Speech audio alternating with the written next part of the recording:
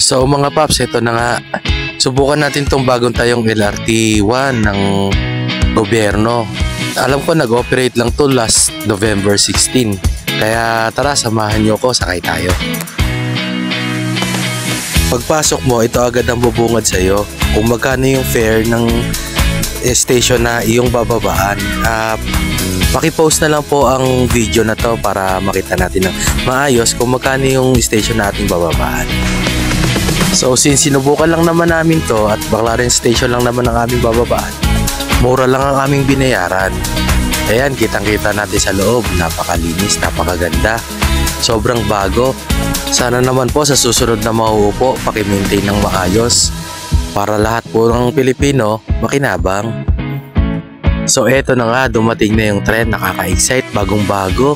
Salot sa gobyerno natin. Makakatulong to sa mga estudyante at sa mga empleyado nating araw-araw na nagko-commute. At sobrang friendly rin ng mga guard nila. At ito na nga ako, patago ako nagbi-video sa loob ng LRT. Kasi hindi naman ako sikat na vlogger, feeling vlogger pa lang naman ako. And hopefully, support nyo naman tong video ko para marami pa tayong magawang gantong content.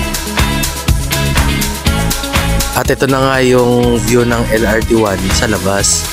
Ang sarap lang sa feeling kasi hindi na ako natatraffic. At nasa taas pa ako. Wow! LRT1, you're the best. At ayun na nga po. Ito yung view niya sa labas. At bumaba na rin kami sa Redemption Station. Yun lang po. Maraming salamat sa panonood. Support for more.